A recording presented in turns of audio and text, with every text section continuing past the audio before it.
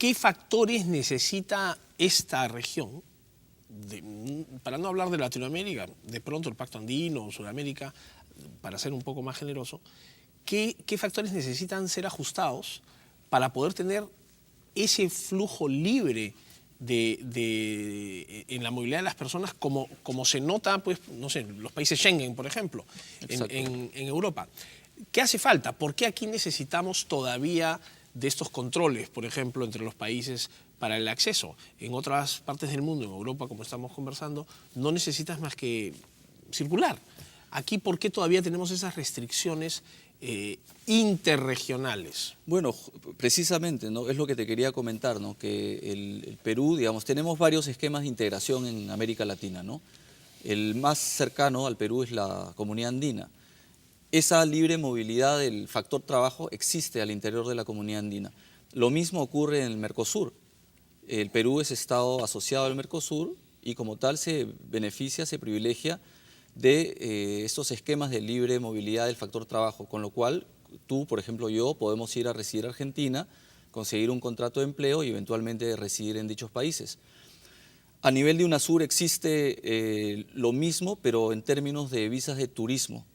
Y, digamos, debes conocer que el Perú también forma parte de la Alianza del Pacífico y a nivel de la Alianza del Pacífico, junto con México, Chile, tenemos libre movilidad digamos, de empresarios.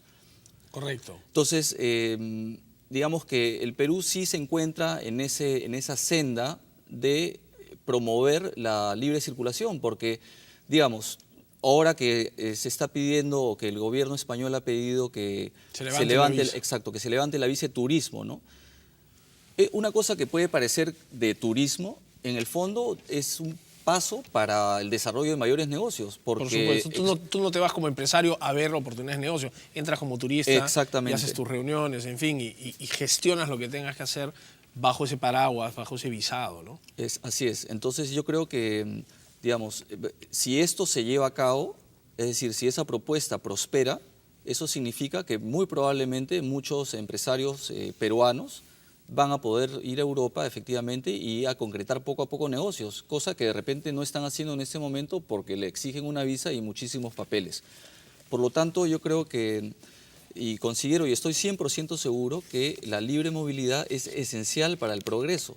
Y claro, es verdad que observamos restricciones en Europa, Estados Unidos, Australia, etcétera, no solamente para los trabajadores migrantes, sino para otras categorías, como son los apátridas y refugiados, que sufren precisamente del recorte de sus derechos a la libre movilidad, lo cual en el fondo no es más que un atentado contra los derechos humanos, porque, digamos, es propio a nuestra anatomía, si tú quieres, movernos.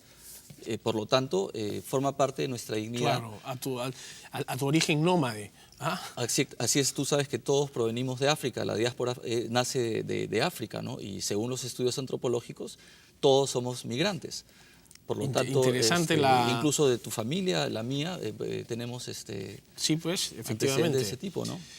El concepto de apátrida, que digamos es aquel que no tiene patria, ¿no? En estricto.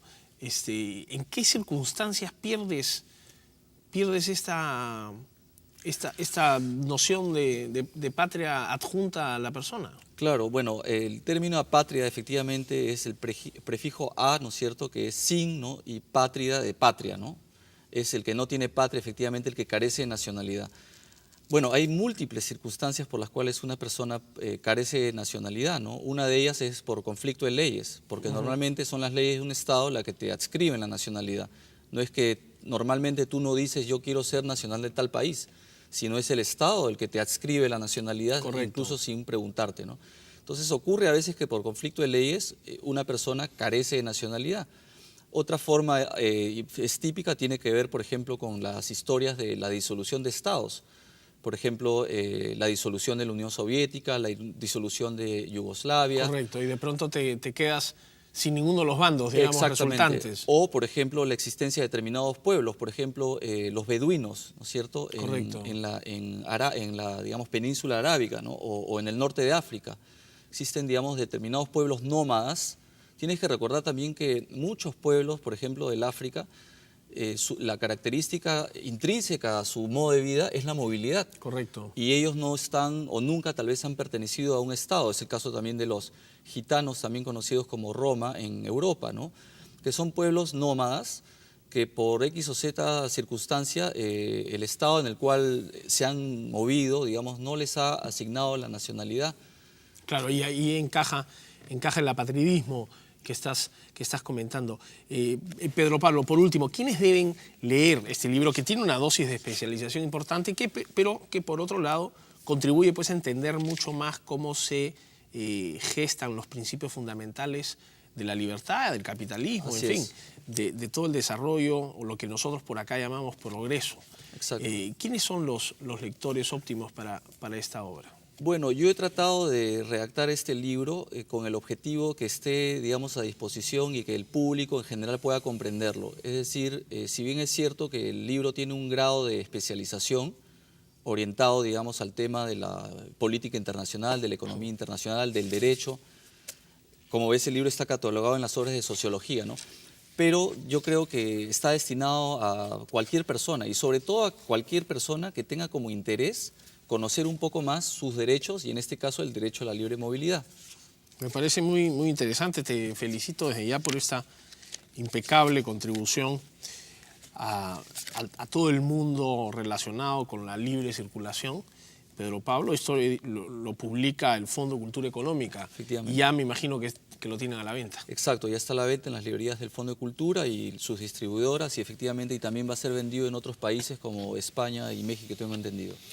Bueno, muchísimas gracias, te felicito nuevamente y te deseo mucho éxito en tu profesión como miembro de la Academia Diplomática. ¿Cómo están las relaciones con Suiza? Es un socio comercial de primera línea con el Perú, si no es el segundo. Suiza efectivamente es el tercer o segundo, pero creo que tercero socio comercial del Perú, especialmente en el campo de las exportaciones, aunque el 99% de ellas son básicamente de oro en bruto, ¿no? Allá procesan, refinan el oro y lo reexportan.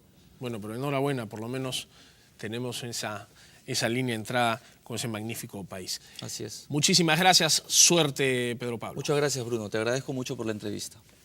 Fue el doctor Pedro Pablo Delgado, autor de Apátridas, Refugiados y Migrantes, el derecho a la libre circulación, quien estuvo con nosotros comentando su reciente publicación. Nosotros volvemos con más, señores, tras la pausa. No se muevan.